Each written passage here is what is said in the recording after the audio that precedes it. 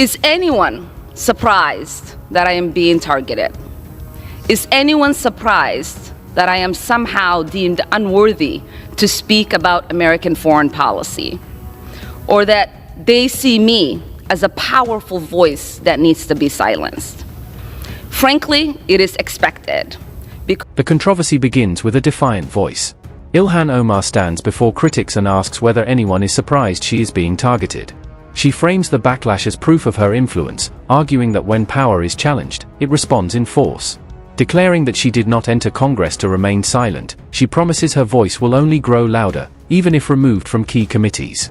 For her supporters, this is courage under fire. For her critics, it is calculated provocation. Either way, the stage is set for a political clash that would soon escalate beyond rhetoric. Because when you push power, power pushes back.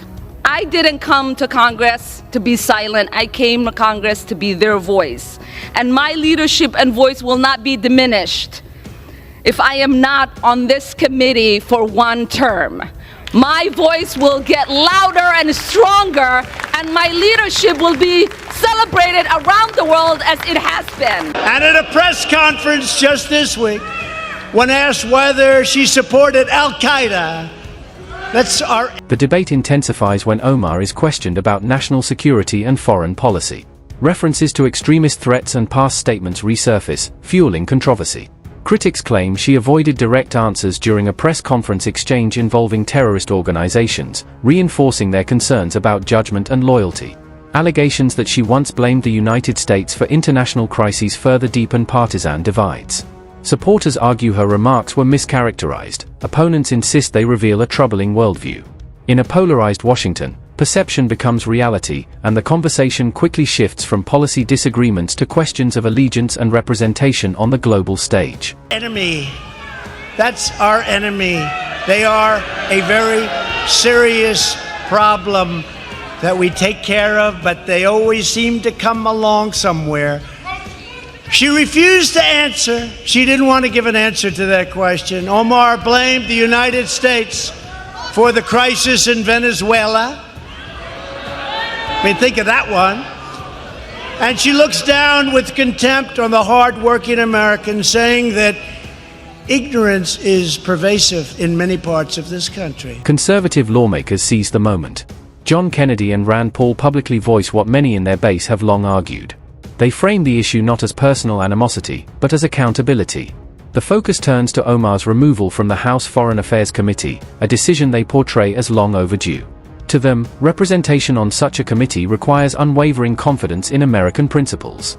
The rallying cries that echo at public events are described as expressions of frustration from citizens who feel unheard, demanding loyalty to the nation's foundational ideals. CARE was founded after 9/11 because they recognized that some people did something and that all of us were starting to lose access to our civil liberties. In a town where we have a lot of people who are refugees who have come, some from Somalia, some from Bosnia, I've never heard one of them say that America's a terrible place or be unappreciative of our country. Most of them are thankful.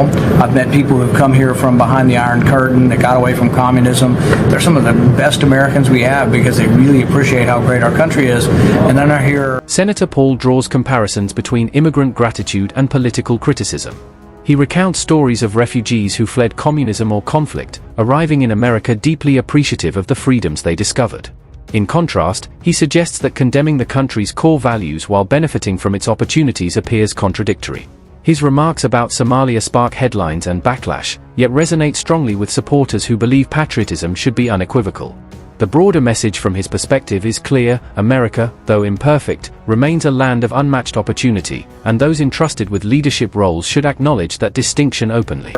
Representative Omar say, "Oh, America's a terrible place. I'd love to be justice, and there's no justice here." It's like, well, she came here and we fed her, we clothed her, she got welfare, she got school, she got health care, And then, lo and behold, she has the honor of actually winning a seat in Congress, and she says we're a terrible country. I think that's about as ungrateful as you can get. And so while I'm not saying we forcibly send her anywhere, I'm willing to contribute to buy her a ticket to go visit Somalia. And I think she could look and maybe learn a little bit about the disaster that is Somalia, that has no capitalism, has no God-given rights guaranteed in a constitution, and has about 7 different tribes that have been fighting. Senator Kennedy sharpens the tone. Grouping Omar with members of the Squad, including Alexandria Ocasio-Cortez, Rashida Tlaib, and Ayanna Pressley, he characterizes their ideology as fundamentally opposed to traditional American values. He argues they portray the nation's origins as morally flawed and its present as unjust. While acknowledging their constitutional right to speak freely, he questions whether their rhetoric damages their own political party. In his view, their positions on immigration, taxation, and foreign alliances diverge sharply from mainstream public opinion. Each other for the last 40 years, and then maybe after she's visited Somalia for a while, she might come back and appreciate America more. You know, when you argue with a fool, you just prove there are two. And I consider Congresswoman Omar, Congresswoman Ocasio-Cortez, Congresswoman Tlaib, Congresswoman Pressley, I think is her name. They call themselves the Squad. I consider them to be fools. They hate America. They think America was wicked in its origins, and it's even more wicked today. They ought to be thanking America instead of calling America evil. And the controversy reaches a turning point as past statements are revisited in formal proceedings.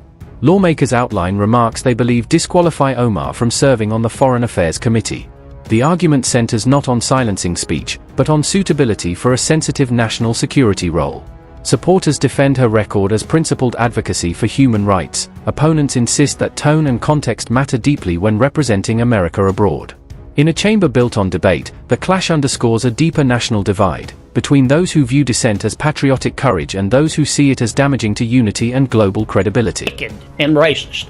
But this is America, and they have the right to their opinion. But I don't like to see the president even dignify their point of view. Besides that, I think that the Squad, as they call themselves, they are destroying the Democratic Party. You know, when your opponent is screwing up, don't interrupt him. Let him go. I mean, just looking at this from a political standpoint, if I didn't know better, I would think the members of the Squad were GOP plants. I mean, they think that public reaction intensifies. Critics reference Omar's controversial phrasing about the September 11th attacks, arguing it minimized national trauma. For families affected by the 9th of November and veterans who served in its aftermath, emotions remain raw. Supporters counter that her comments were selectively edited and weaponized for political gain. Meanwhile, chants at rallies become symbols of a broader cultural battle. Media outlets interpret them through lenses of race and identity, while participants describe them as demands for allegiance and respect. The debate expands beyond one lawmaker, evolving into a referendum on patriotism, immigration, and national identity. Illegal immigration, socialism, higher taxes, abortion are all moral goods. They think America, Israel, free enterprise are moral bads. That's not what most Americans believe. And that's kind of where I am on the subject. The president has explained his position. He has said, look, here's what I meant. If you're not happy living in America, leave. Omar laughed that Americans speak of Al-Qaeda in a menacing tone and remarked that you don't. Ultimately, Omar's removal from the committee marks a defining political moment. To critics, it represents accountability and a reaffirmation of national security priorities. To supporters, it signals punitive partisanship and the narrowing of acceptable discourse. The energy surrounding the episode reveals a country grappling with its self-image, exceptional yet imperfect, unified yet divided. As leaders like Paul and Kennedy continue to voice sharp critiques, and Omar maintains her defiance, the broader question remains unresolved: how should America balance dissent with diplomacy? The answer, shaped by voters and time, will define the next chapter of this ongoing debate. Don't say America with this intensity. Omar details 6 statements she made as a sitting member of Congress that under the totality of the circumstances disqualify her from serving on the Committee on Foreign Affairs. The representative can say whatever the heck she wants, but we don't have to accept it or embrace it. Individuals who hold such hateful views should rightly be barred from that type of committee.